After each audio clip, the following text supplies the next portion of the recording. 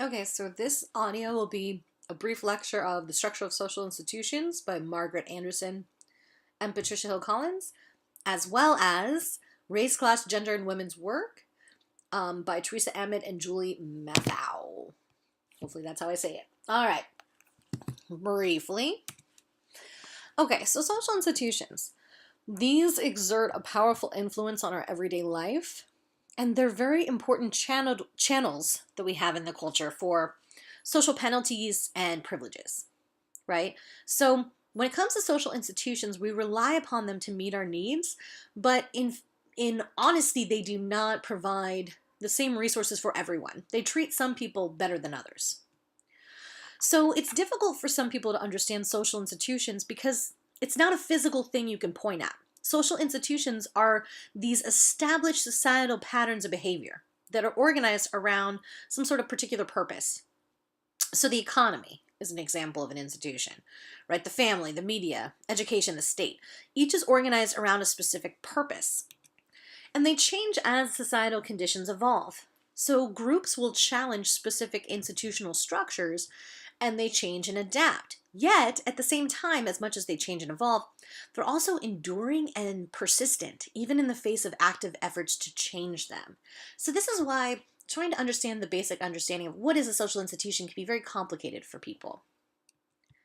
When it comes to inequality in institutions, across all societies, institutions are patterned by the intersections of race, class, gender, sexuality, as well as some of the others that we don't discuss as much, like age, disability, ethnicity, location, all of those kind of things.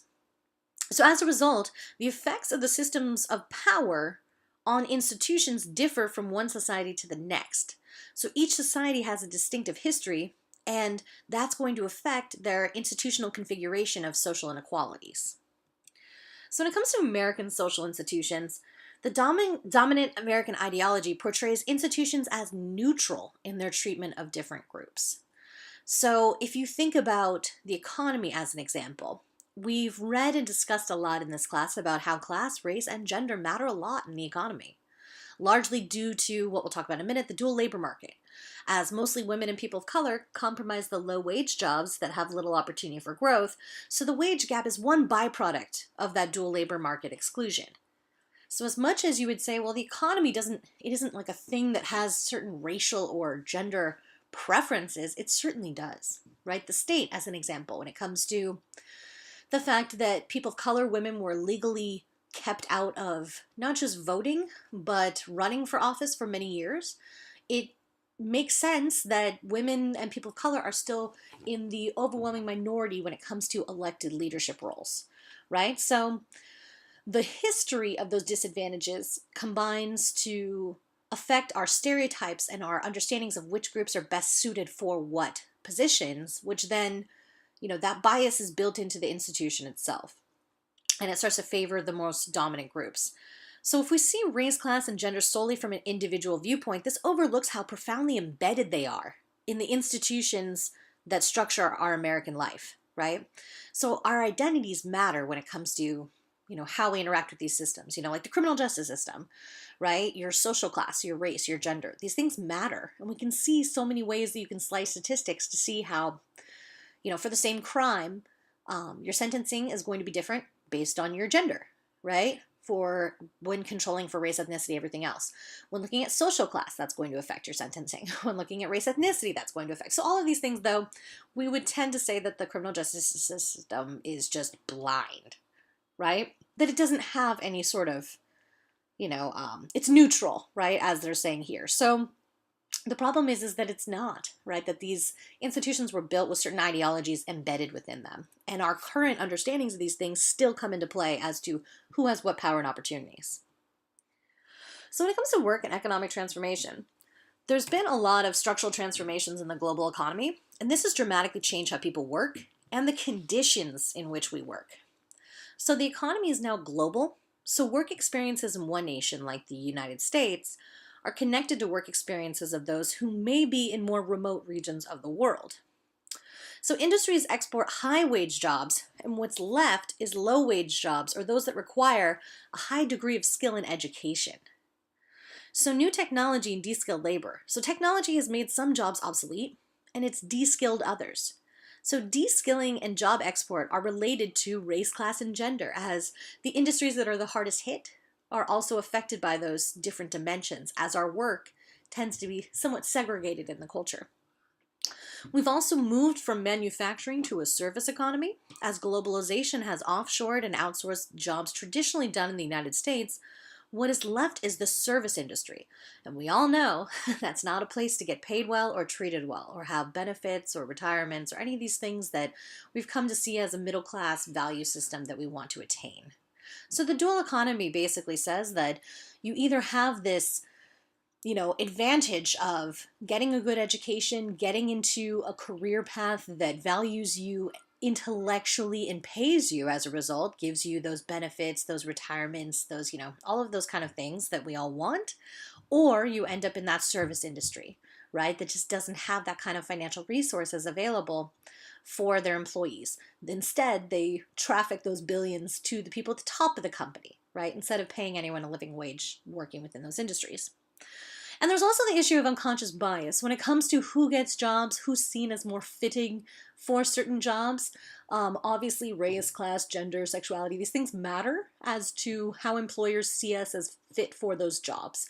So I put this link here. I would put it in the video, but YouTube keeps trying to flag me for copyright issues because I keep editing in the videos. But this is the video I alluded to earlier where a young man changes his name by one letter after giving out a bunch of job applications and then all of a sudden gets a bunch of responses because he changed his name from Jose to Joe on his job applications. Everything else is the same, education's the same, qualifications are the same, but he got no responses as Jose and got a bunch as Joe. So it just shows how there's still this unconscious bias as how we see someone, Joe, as a better productive worker than Jose, even though it's literally the same guy.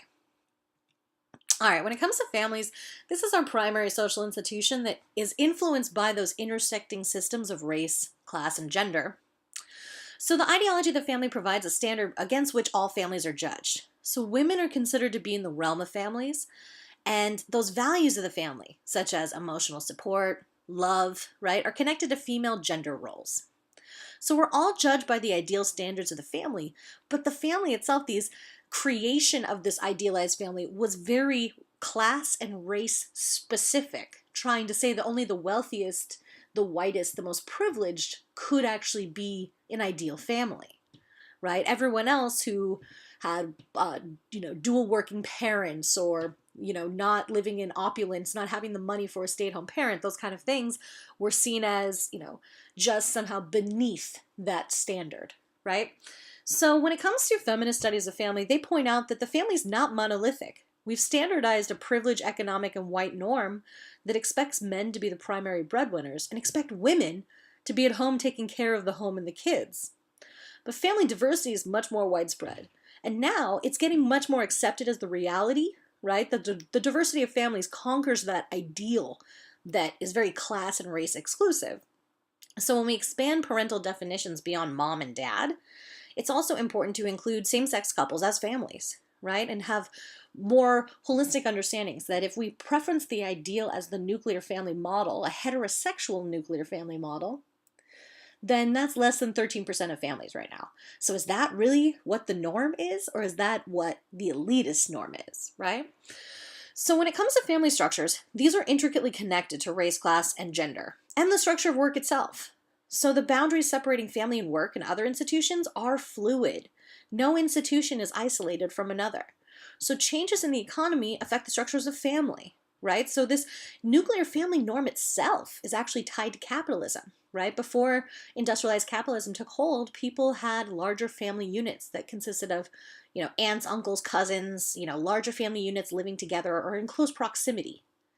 Versus once the industrialized capitalism took hold, the incentive was you needed people to move to where the jobs were, so you needed to reconceptualize the kind of family obligation model to say that, no, you're only obligated to take care of your significant other and your children, and not your parents, your grandparents, your cousins, your aunts and uncles, all this extended family, right? Your siblings, etc. Nieces, nephews. So that was obviously originally tied to capitalism, and it changed the way that families were even structured or what we considered the norm of how families should act. So that's just one example of how these things are fluid and they're very connected to each other. When it comes to media and pop culture, we know that institutions are patterned by race, class, and gender, among other identities, but many don't see the influence of these structures in a sense. They remain invisible. So how can race, class, and gender remain so invisible when they have such an impact on our lives? Well, part of it is the values and ideals that are reproduced through the media. So we represent some people as more worthy or more valued. We center the narratives of the media on the experiences of people who are at the top of the social hierarchies. So we don't see the perspectives or the experiences of the more marginal groups in society, which is why it's easy to characterize them negatively and stereotype them. So media shapes our ideas about race, class, gender, and sexuality. And what we see and what we read and what we hear, this becomes the social reality. So media can reproduce or mask inequalities, but also has the potential to challenge oppression, right? It really depends on who's driving the narrative. As we talked about, with such corporate control and consolidation of the media in the United States, it's not a democratic platform. But we do have things like YouTube that make it possible for individuals to make content and share their perspectives with the entire world. So media can be a good thing, right? It just depends on how it's being used. But clearly, no matter how it's being used, it is a powerful influence on how we see ourselves, how we see the world, and how we see each other. Education as an institution. So social policies of race and class segregation are one important way schools have fostered inequalities over many generations, right? So the elimination of formal segregation policies has not eliminated segregation as a reality. We still have segregated schools. There are students who are warehoused in poor schools that lack adequate funding, and they're seen as the problem with the school. It's the kids, not the fact that they have no funding, not the structural funding that's completely outside of their control. So this sets up those children for different expectations of the future, and of course limits their ability to gain a higher education. And a lot of these low-income schools are also sites for military recruitment. So many of them have recruitment officials, but in general, in most schools, but those in poor schools and areas are able to target poor students, often racial and ethnic minorities, by saying that they're helping prevent at-risk youth from joining gangs, right? By instead sending them into war. So basically, they also nowadays are more likely to target Latinas as seeing them as at risk for motherhood, right? And so this is just another way that we say that, if you're rich, you have many options as to what you do after high school. If you're poor and you're not going to be able to afford college and you might not be able to get those best scholarships because your education has been subpar, then joining the military is one of the only surefire ways to actually be able to get enough money for an education. It's the reason why a lot of my own family members have joined the military, right? So, because those resources just, don't grow on trees, as they say. So, this is a potentially, a fertile group of people to pull from for the military. Instead of it just being something across the board at all schools, they're really relying upon the poor to fill the ranks. Also, there's this issue of policing students differently. The experiences that they have with not just, just disciplinary action within schools. In some schools, kids are sent to the principal's office. In some schools, they are tracked into the criminal justice system, right? I'm sure you've seen some of those more high-profile videos, viral videos of like a security officer wrestling a female student out of her desk to the ground, those kind of things that are some of the more egregious examples that we've seen on tape. But the problem is the more systemic way that the school to prison pipeline works, right? I mean, not to mention the high profile cases of, judges who were getting financial kickbacks for sending children to juvenile justice facilities for minor infractions, right? That if they were middle class, if they were white, they would have been able to kind of get by with community service or a slap on the wrist. But this judge was literally making money off of sending kids to these places. So we've heard about some of those systems, right? But the actual overall way that the kind of, sausage is made, as it were, when it comes to the school to prison pipeline is very upsetting. So I included a video here as well, just to give you a little bit more background on specifically the school to prison pipeline, since it's not included in the reading. But again, like before, I wouldn't have included it in this video, but I don't want to get flagged for copyright infringement. All right, moving on. The state and violence. So we're now living in a country where elementary schools routinely hold active shooter drills, teaching kids to prepare for a mass shooting at their school, right?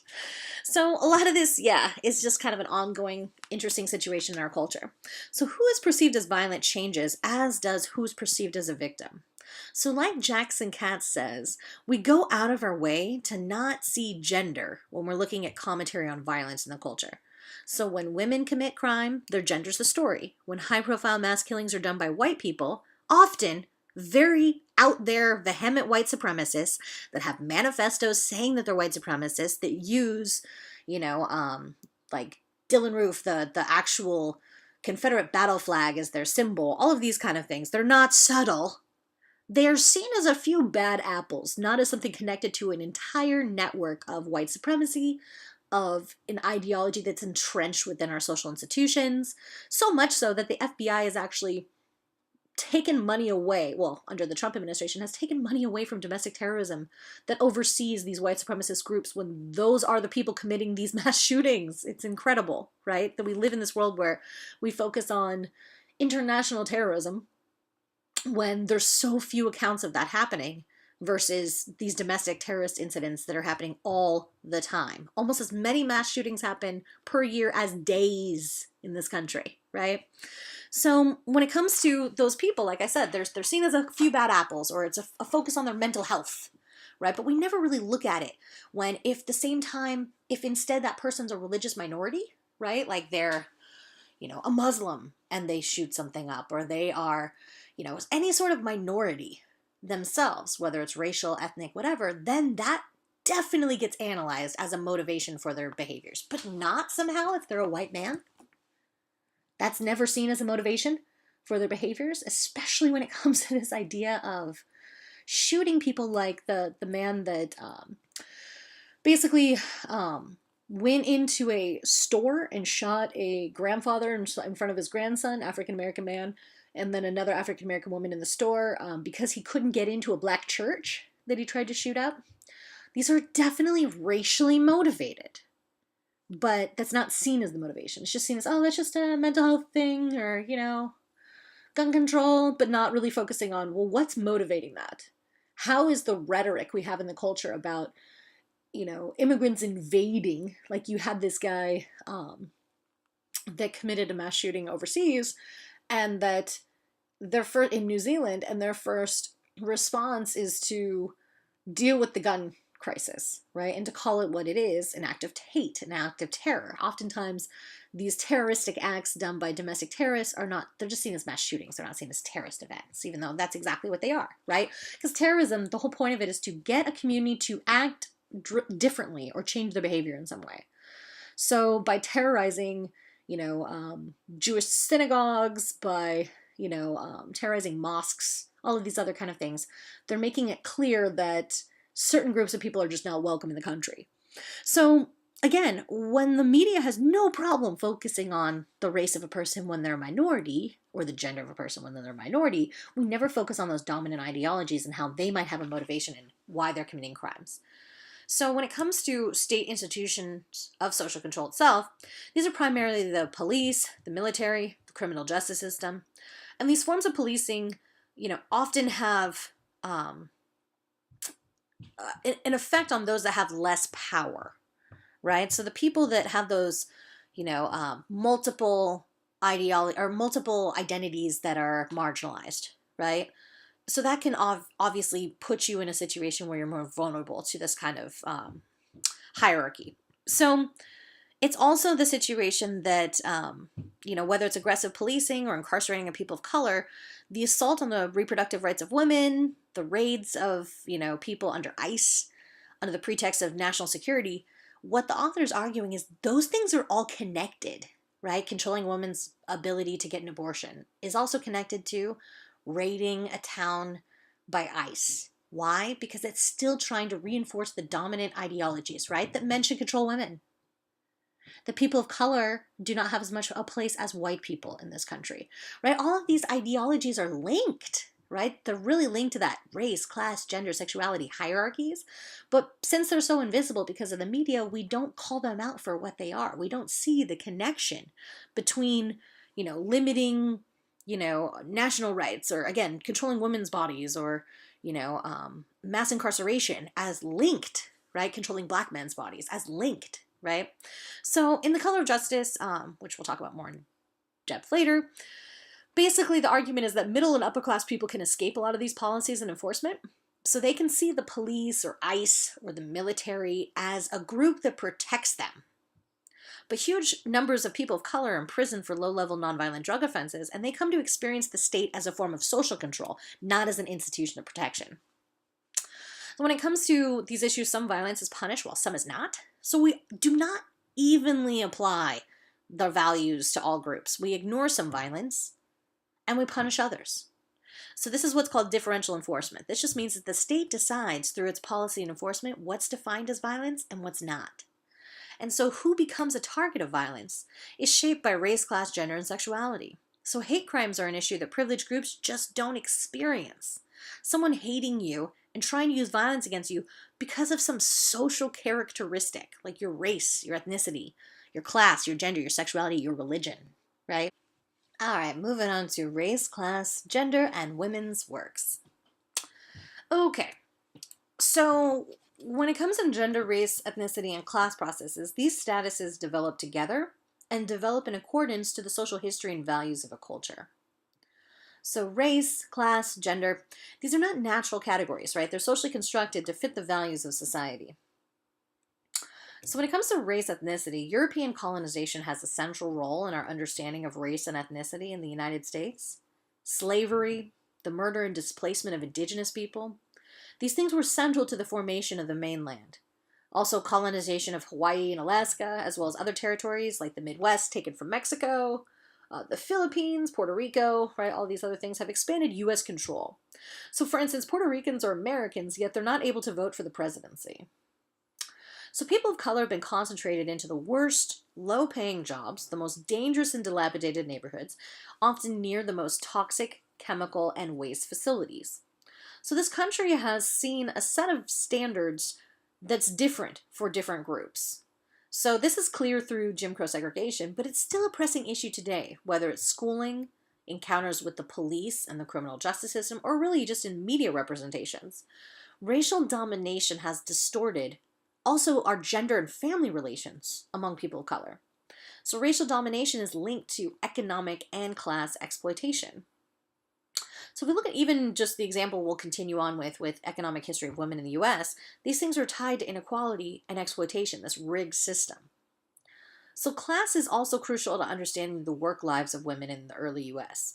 So as labor is connected to where it's located, with the slave economy in the South, the haciendas in the West, the Northeast industrial capitalism, and the Midwest family farms, living in these different labor systems affected people differently, right? And of course, there were different class positions within each one of these different areas. So this meant that, women led very different economic lives depending on where they lived and their social class position where they lived. So by the late 19th century, capitalism took hold and displaced all other economies. Today, wage labor is over 90% of employment. So why are white men in all the dominant positions, with all the most pay and status? Largely, this is the result of gendered, class, and racialized systems that destroyed indigenous labor, black labor, exploited the poor's labor for little compensation, and have relegated all of the unpaid labor of the home and the family to be women's work. So those, in tandem, create an opportunity disparity against the poor, against women, against people of color, but even more so for against those who are all three. So all workers are exploited through capitalism, but not equally. Gender and race play an important role in this differentiation. Men and women of the same race or ethnicity rarely perform the same jobs, and this is the result of that sex typing and segregation of the labor market. So women of different racial or ethnic groups have rarely been employed at the same jobs, at least not in the same workplace or region. So jobs in the labor force hierarchy tend to be simultaneously race-typed and gender-typed. All right, moving on to how these things connect. So obviously, race, ethnicity, gender, class, sexuality, age, all of those other things, they're all interconnected in determining historical processes rather than separate systems. So gender, right? Obviously, the sexual division of labor has affected what we think is appropriate work for men and women. it creates a dichotomy that is then seen as normal and natural, since the gender ideology in society says, oh, men are better for this, women are better for that, that men and women are inherently different, so they must work differently. As we develop these categories, we construct them as opposites, and we construct women as responsible for child rearing. So, when looking at this, obviously there's a limitation of using gender as a single lens. Even though child rearing is considered women's work in many societies, many women do not have children at all. So, how does that reflect on them? Right? And others that do have kids don't perform their own childcare or domestic work. So, when looking at that, social class becomes an important differentiating process. Rich women can hire poor women, often women of color, to raise their kids for them, right? To clean their homes for them. So even though that stuff is relegated as female or, women's work, who is actually doing the work has a lot to do with those intersecting issues of race and class when it comes to gender. So in many ways, we are more complicated than a single analysis, as meanings of race, ethnicity, sexuality, and social class complicate our understandings of gender.